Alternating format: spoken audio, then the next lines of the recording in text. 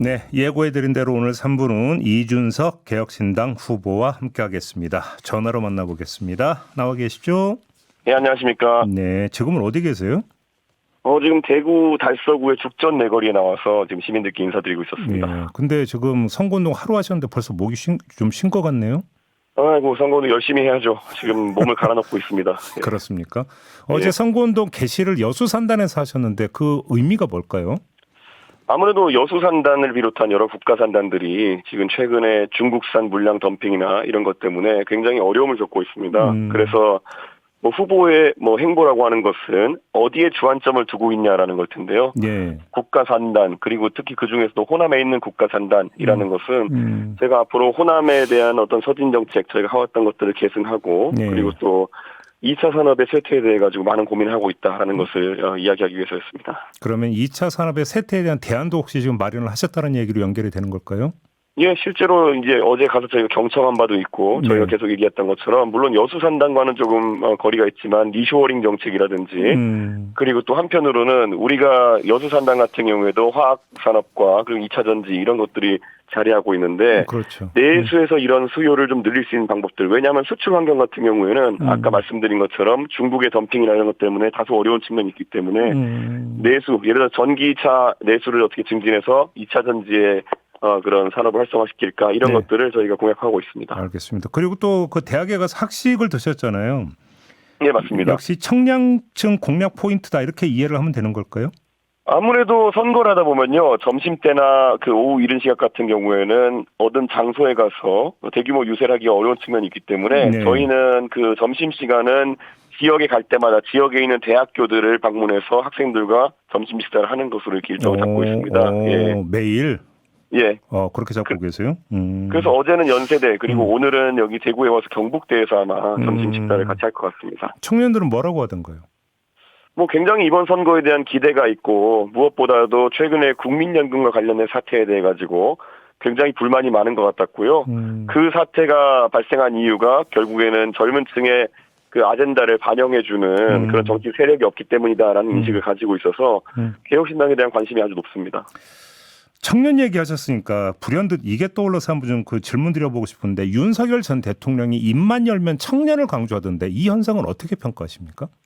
윤석열 대통령은 지금 그 야구 잠바 입고 이렇게 등장하셨던, 결국에는 본인과 아주 성향이 일치하는 그런 청년들을 대다수의 청년들의 지지세라고 착각하고 있는 것 같습니다. 그렇기 때문에 많은 청년들이 자신을 지지하고 있다고 지금 착각하고 있다 이런 진단이신가요? 윤석열 대통령이 지금까지 통치를 하면서 보여줬던 모습이 항상 잘못된 정보와 잘못된 판단을 근거로 이렇게 정치해 나가는 모습이잖아요. 네. 그러니까 저는 윤석열 대통령이 지금 대한민국의 윤석열 대통령의 계엄이라든지 아니면은 탄핵 과정에 있어서 윤석열 대통령을 좋아하는 사람 몇이나 되겠습니까? 저는 착각 속에 있다고 생각합니다. 그러면 거꾸로, 그러면 우리 이준석 후보는 많은 청년들의 지지를 받고 있다고 확신하세요? 실제로 개혁신당의 당세의 상당 부분이 젊은 세대가 함께하는 부분이기 때문에 저는 특히 20대, 30대에 있어가지고는 젊은 세대에게 항상 환호를 받으면서 선거운동을 하고 있습니다. 어제 청계광장 집중유세에서 단언코 3주면 충분하다 이런 말이 나왔습니다. 근거가 뭘까요? 실제로 저희가 선거를 해보면요.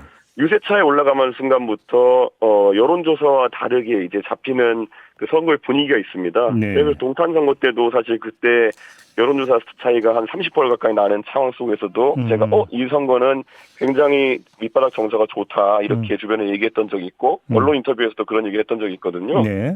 저는 이번에도 비슷한 분위기가 있다. 제가 지금 오늘도 대구의 달서구에 와 있지만은 제가 마이크 잡고 지지를 호소했을 때 결국 지나가는 차량들에서 보이는 반응이나 이런 것들이 결국엔 대구도 변하고 있다 이런 것을 느낄 정도거든요. 충분히 좀 가능하다 봅니다. 조금 전에 청년층을 여쭤봤는데 이번에는 이른바 보수 성향의 유권자층에 대한 좀 질문 좀 드릴게요. 보수 지지층 가운데 그러니까 찬탄 그 입장을 보였던 보수층이 이준석 후보 지지로 몰릴 거다 혹시 이렇게 기대하십니까? 찬탄 반탄 이런 구도보다요. 제가 오늘 대구에서 마이크 잡고 했던 얘기는 자, 대구에서 예를 들어 김문수 후보 같은 경우에는 이미 10년 전에 국회의원에 도전했을 때 김부겸 총리한테 졌던 분이거든요. 수성구에서. 그때 아주 큰 표차로 대구 시민들은 김문수 후보를 거부했던 이력이 있는 겁니다. 물론 시간이 많이 변했지만은 그 당시에도 흘러간 물로 이거 방아를 돌릴 수 없다라는 취지에서 그런 선택을 하셨을 텐데 네. 10년도 지나가지고 지금 다시 한번 그 흘러간 물로 이 물레를 돌릴 수 있겠느냐. 저는 그것에 대해 가지고 저는 굉장히 부정적으로 생각하기 때문에 네. 저는 김문수 후보의 이번 뭐 후보 선출 과정이 좀 파란만장해서 일정한 동정 여론은 있을 수 있겠지만은 김문수 후보가 미래를 이렇게 상징하는 후보다 이렇게 보기는 어려울 것 같습니다. 그러니까 아무튼 국민의힘에서 그런 어떤 그 평지풍파가 좀 일었는데 이게 개혁신당 이준석 후보가 좀 그 반사 이익을 누리고 있다고 느끼십니까? 반사 이익보다는 저는 그게 이제 보수 진영의 그 변화를 향한 역동성이 어느 정도인지를 가늠해 볼 수 있는 그런 기회다 이렇게 생각합니다. 예. 실제로 김문수 후보로 이기는 것은 어렵다라고 많은 분들이 판단할 것이라고 저는 생각하고요. 네. 결국에는 이런 바람이 불어가지고 그 파란으로 이제 선거를 이겨서 이재명 후보를 저지하겠다는 생각이 있는 분이라면은 이제 이준석을 통해 가지고 언더독에 대한 어떤 국민들의 기대 그리고 다윗과 골리앗의 시나리오 이런 것들을 바라는 국민들이 늘어나야 되지 않을까 이런 생각을 합니다. 이제 TV 토론이 열리지 않겠습니까? 예. 만약에 지금 여기서 TV 토론이 열리고 있는데 이준석 후보에게 이제 질문권이 넘어갔습니다. 김문수 후보한테 가장 먼저 던지고 싶은 질문이 뭡니까? 저는 김문수 후보의 정책들을 사실 많이 질문할 예정인데요. 네. 김문수 후보가 이제 아주 오른쪽으로 경도된 어떤 정책관이나 이념관을 가지고 있는 것으로 지금 보이기 때문에 그런 부분이 과연 대한민국의 미래에 맞는 정책이냐를 물어볼 텐데 죄송하지만 지금까지는 김문수 후보의 뭐 노인무임 승차 정책 이 정도 외에는 공개적으로 제가 파악할 수 있는 정책이 많지 않아가지고 좀 그런 게 나오길 좀 바라고 있습니다. 그래요. 저희가 조금 전 앞 순서에서 여론조사 전문가 두 분과 함께 이제 그 초기 판세를 분석하는 시간을 가졌는데 이 여론조사 전문가 두 분이 앞으로를 어떻게 내다봤냐면 결국은 김문수 후보는 아마 이제 시간이 지나가다 보면은 지지율 때문에 윤석열 전 대통령과의 절연으로 아마 갈 가능성이 높고 이준석 후보에 대해서는 무시 전략으로 나올 가능성이 있다 이렇게 전망을 했거든요. 어떻게 받아들이십니까? 저는 뭐 그렇게 하는 건 전략이겠지만은 이번 선거에서 어차피 선거 기간이 짧고 그 미디어 선거가 진행될 것인 만큼 뭐 TV 토론이라든지 이런 곳에서 민심이 변하는 것은 막을 수 없을 것이다 이런 판단을 하고요. 네. 저는 보수 진영에서 묻지마 단일화나 이런 얘기를 하겠지만은 사실 뭐 그런 부분에 저희가 응할 생각이 전혀 없기 때문에 그들은 그들만의 새로운 전략이 필요할 것이다 이런 생각을 합니다. 그 이제 우리 후보께서는 여러 차례에 걸쳐서 단일화에 응할 생각이 없다고 딱 잘라 이야기를 했음에도 불구하고 국민의힘에서는 계속 빅텐트 단일화 얘기가 계속 나오잖아요. 왜 나온다고 생각하세요? 그러면? 그들 입장에서는 그게 이제 상상력의 한계인 것이죠. 네. 예를 들어 단일화를 지금 뭐 한덕수 후보와의 단일화한다고 그렇게 난리를 피워가지고 과연 득이 됐습니까? 아니면 과연 긍정적인 결과가 나왔습니까? 이런 질문하고 싶고요. 저는 그럼 막무가내 단일화라는 것이 얼마나 전략적으로 옳지 않은지를 보여준 게 이번 사태라 보거든요. 네. 저는 좀 그런 부분에 있어가지고 이제 좀 포기를 좀 했으면 좋겠다. 국민의힘에서 그런 구시대적인 전략으로 선거를 이길 수 없다는 것을 알았으면 좋겠습니다. 그래요.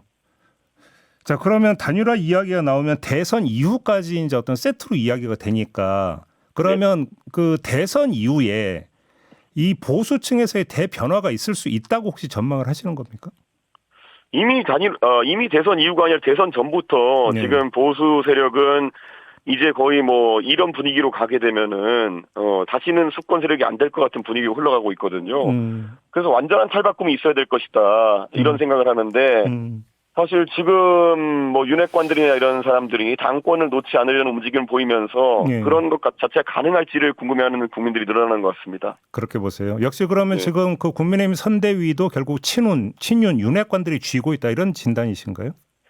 선대위는 사실 뭐 지금 상황에서 어쩔 수 없이 사람 수를 채워야 되기 때문에 김문수 후보 측에서도 자신에게 적대시했던 사람들을 받아들인 모양새지만은 그것 자체가 엄청난 그 갈등의 씨앗을 내포하고 있다 이렇게 말씀드려야 될 것 같습니다.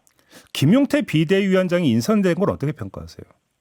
특별히 그건 평가할 일이 아닌 것 같습니다. 그냥 지금 시점에 대리 사과나 이런 것들을 목표로 한 게 아닐까라는 생각을 하는데요. 저는 뭐 김용태 의원 너무 잘 알고 있고 젊고 진취적인 정치인이지만은 지금 상황에서의 역할은 그런 대리사과 정도의 역할을 시키려는 게 아닌가 생각합니다. 대리사과용이라고 진단하셨는데 그러면 김용태 비대위원장의 대리사과는 별로 영향을 못 미칠 거라고 보시는 겁니까? 지금 뭐 김문수 후보가 사실 뭐 그런 입장을 밝히는 과정이 굉장히 지연되고 있지 않습니까? 저는 솔직히 후보 선출된 날 바로 그런 것도 해야 된다 봤는데 예. 결국에는 그런 게 뭐 김용태 이제 비대위원장 내정자가 여러 가지 이야기 하겠지만은 국민들에게 옆구리 찔러서 하는 느낌이 들지 그다지 뭐 능동적인 느낌은 아닐 겁니다. 김용태 비대위원장이 이준석 후보와 연락하고 싶을 때 연락하고 밥도 먹고 술도 먹는 사이다 이렇게 이야기를 했던데 맞습니까? 최근에는 밥하고 술을 안 먹은 것 같긴 하지만은 뭐 그런 사이인 건 맞습니다. 예. 그런 사이인 건 맞고요. 그럼 언제라도 이야기할 수 있다. 이 얘기로는 또 이제 그 언론 같은 거 이런 식으로 묘사할 수 있습니다. 김용태 비대위원장을 매개로 또 빅텐트 단일화 시도하는 거 아니냐 이런 식으로도 묘사할 수 있을 것 같은데 그건 소설이다. 전혀 가능성 없습니다. 전혀 가능성 없고요. 예. 김용태 위원장 내정자가 이제 제 성격을 잘 알거든요. 저는 아닌 건 아니라고 딱 끊어서 얘기하는 스타일이기 때문에 네. 그 잘 알면서 그냥 계속 그냥 그런 어떤 분위기를 풍기려고 할 것이지 저한테 실제로 뭐 그런 걸 하자고 연락도 못 할 겁니다. 제 성격 알기 때문에. 아 연락도 못 할 거다. 해도 뭐 별로 좋은 소리 못 들을 거 알기 때문에. 네, 알겠습니다. 그 어차피 대선이 진행이 되다 보면 12.3 내란 이야기는 빠질 수가 없습니다. 그러면 당연히 윤석열 전 대통령도 소환이 되지 않겠습니까? 예. 뭐 근데 소환되기 전에 본인이 계속 등판할 것 같긴 합니다만 아무튼 근데 자 윤석열 전 대통령 당선의 1등 공신이 바로 이준석 후보 아니냐? 윤석열 정부 탄생에 대해서 사과가 필요한 거 아니냐 이런 목소리가 이제 벌써 나오고 있지 않습니까? 이에 대한 입장은 어떤 걸까요? 벌써 나오는 게 아니라 계속 민주당 쪽에서 그런 얘기를 하려고 하죠. 그런데 뭐 예전에 보면은 이재명 후보도 지지난 대선 때는 보면은 뭐 윤석열 후보를 뭐 검찰총장으로 만들고 싶다. 그 당시에 그런 얘기를 하기도 했고요. 잘 아시지만 어차피 윤석열이라는 사람을 탄생시킨 사람들은 문재인, 조국 그리고 뭐 추미애 이런 분들 아니겠습니까? 저는 그래서 윤석열 대통령에 대해서 제가 뭐 당대표로서 당연히 선거운동을 할 수밖에 없는 위치에 있었기 때문에 그랬던 부분에 대해 가지고 뭐 불편하실 국민들도 있겠지만 윤석열에 대해 가지고 가장 먼저 또 지적하고 윤석열이라는 사람이 가진 위험성을 지적해오고 특히 제가 시선 집중에 나가서도 거의 특집까지 하면서 그런 걸 알렸던 거로 기억하는데 그때 조회수도 많이 나왔잖아요. 네. 그렇기 때문에 저는 그 부분에 대해 가지고 최대한 국민들에게 많이 알리려고 했던 사람이니까 그런 부분이 같이 평가받을 것이다. 그때 저희가 특집을 한 4번 했던 거예요. 시선 집중해서. 4번이나 5번이죠. 좀 찾아봐야 될 것 같은데요. 아무튼 예, 그때 뭐 100만 조회수씩 나오고 시선 집중해서도 많이 그 윤석열의 위험성을 알리는데 저랑 공조하지 않았습니까? 예. 알겠습니다. 그 민주당 같은 경우는 이번 대선의 성격을 내란의 종식이냐 내란의 연장이냐 이렇게 잡았다고 하는데 이건 어떻게 평가하십니까? 그건 그들의 프레임이고요. 저는 윤석열과 이재명 두 분 다 지금까지 법조인 출신으로서 서로 감옥 보내고 서로 방탄하기 이런 것 때문에 대한민국을 과거로 되돌린 분들이다 이렇게 판단하고요. 저는 한 분은 그 윤석열 대통령은 본인의 망상으로 탄핵이 되었고 저는 이번에 이재명 후보도 선거를 통해 가지고 정치에서 사라지기를 기대하고 있습니다. 그래요. 알겠습니다. 네. 지금 작은 정부론을 다시 그 이야기를 하셨죠? 네, 맞습니다. 그러면 작은 정부는 어떻게 구성이 되는 겁니까? 실제로 작은 정부는 재정적으로 작은 정부를 의미하는 그런 용어인데요. 우리는 이제 부처도 줄이겠다 이런 얘기를 하고 있습니다. 그럼 폐지 대상이 어디가 되는 겁니까? 여러 개 부처 중에서 저희가 뭐 통폐합을 하는 부처들이 있기 때문에 예를 들어 여가부와 통일부 같은 경우에는 과거부터 이제 폐지를 이야기해왔고요. 그 외에도 산업자원부와 중소기업 벤처부 같은 경우에는 중복 업무가 많다 이런 얘기도 하고 있고요. 해양수산부 같은 경우에도 해양교통 업무는 건설교통부로 그리고 수산 업무 같은 경우에는 저희가 농림식품부 합쳐서 1차 산업부로 개편하려고 하고 있고요. 이런 방향성을 바탕으로 저희가 정부 효율화를 통해서 국민들의 혈세가 낭비되는 것을 막겠다 이런 취지입니다. 또 여가부 폐지를 말씀을 주셨는데 옳고 그른 걸 떠나서 현실적으로 윤석열 정부 3년 동안 폐지도 못하면서 어정쩡한 상태로 계속 있지 않았습니까? 그러면서 결국은 갈등만 유발했는데 꼭 이래야 되는 겁니까? 그거는 윤석열이라는 사람이 정부조직법을 바꿔야 된다는 취지 자체를 이해하지 못했기 때문에 집권 초에 하지 않았던 것이고요. 저는 당연히 신정부가 출범하면 원래 관례상 신정부의 정부조직법은 합의 처리해주는 것이 관례입니다. 그렇기 때문에 저는 이번에는 제가 공약한 바를 철저하게 지켜야 된다 이렇게 생각하고요. 그것부터 만약에 민주당이 막아선다 그러면 그건 협치 의지가 오히려 민주당이 없는 것이기 때문에 저는 뭐 첫 법안으로 정부 조직법을 올려서 처리시킬 수 있도록 하겠습니다. 그래요. 공수처 폐지도 제시를 하셨던데요. 이번 소위 내란 또는 계엄 국면을 통해 가지고 공수처가 수사 능력에 굉장히 문제가 있다라는 건 밝혀진 거고요. 예. 특히 윤석열 대통령 같이 여러 가지 범죄 혐의에 연루된 사람 같은 경우에는 결국에는 어느 수사기관에서 관할해야 되는지 갖고 혼란을 겪다가 지금 윤석열이라는 사람이 저렇게 버젓이 지금 밖에 돌아다니고 있는 거 아니겠습니까? 네네. 저는 민주당도 이 공수처의 한계점을 이제 인식하고 이것을 폐지하는 길에 나서야 된다 이렇게 생각하거든요. 본인들이 만들었기 때문에 이것이 잘못된 점이 있음에도 불구하고 이어나가겠다는 거, 이런 게 바로 예산 낭비하겠다. 그리고 이런 윤석열 대통령 같은 범죄를 저지른 사람이 밖에 나다니도록 하겠다. 이런 것과 비슷한 얘기거든요. 아집을 버렸으면 좋겠습니다. 근데 정반대로 공수처 검사들의 신분이 길게 보장이 안 되고 숫자가 적다 보니까 이런 문제가 발생했다. 이런 지적도 있잖아요. 근데 제가 말씀드렸던 것처럼 윤석열 대통령 같이 이런 대형 사고를 저지른 사람들, 이런 사람들은 하나의 범죄 혐의만 적용되는 것이 아닙니다. 네. 지금 당장 내란 혐의와 직권남용 혐의 이런 것들이 다 다르게 가지 않습니까? 그런데 이거를 여러 개의 수사기관에서 나눠서 이제 수사하다 보면은 관할권 문제나 이런 것 때문에 지금 윤석열 대통령 같은 사람이 저렇게 버젓이 밖에서 국민들을 우롱하고 있는 사태가 발생하는 겁니다. 네. 이 구조를 깨지 않으면은 결국에는 공수처는 인력을 보강한다 하더라도 주요 범죄자 앞에서 항상 허점을 노출할 것이다 이런 생각을 합니다. 알겠습니다. 다른 거 하나 여쭙고 마무리할게요. 홍준표 전 대구시장 있잖아요. 예. 미국으로 떠났는데 지금도 혹시 계속 연락 주고받으세요? 제가 간헐적으로 연락을 드리고요. 예. 그런데 홍준표 시장이 지금 아마 미국의 하와이에 이제 계신 걸로 알고 있는데. 네네. 며칠간 좀 휴식기를 이제 가지실 것이다 이런 취지로 말씀하셔가지고 예 저는 그 이후에 또 정치적 연락을 또 드릴 수 있을 것 같습니다. 바로 그 점 때문에 질문 드리려고 하는데 그 이유라고 하셨는데 홍준표 전 시장 일단 정계 은퇴를 선언을 했는데 그걸 번복시키고 무슨 정치적 역할이 부여되고 또 해야 된다고 생각하시는 거예요? 아무래도 홍준표 시장이 본인이 정치를 떠나고 싶다 하더라도 아직까지 대한민국에는 홍준표 시장을 믿고 따르는 젊은 세대를 중심으로 한 지지 세력이 있습니다. 네. 그들 입장에서는 홍준표 시장이 이번 대통령 선거에 대해서 어떤 관점을 가지고 있는지 지속적으로 궁금해하는 것 같습니다. 그래서 아마 홍준표 시장 입장에서도 그게 정치에 대한 미련이라기보다는 책임감으로 그들에 대한 소통을 어느 정도는 지속할 거로 보입니다. 그러면 혹시 개혁신당에서 영입할 가능성도 있다 이렇게 이해를 해도 되는 겁니까? 솔직히 말씀드리면은 그런 적극적인 행동 같은 경우에는 홍준표 시장에 대한 예의가 아니기 때문에 저희가 주저하고 있는 게 사실이고요. 네. 다만 지속적인 소통을 해나가도록 하겠습니다. 근데 왜 예의가 아닌 거예요, 근데? 사실 홍준표 시장이 이번 선거에서 경선 과정에서 솔직히 윤석열 대통령이나 윤핵관 등의 개입으로 인해 가지고 좀 내상을 입은 상태거든요. 네네.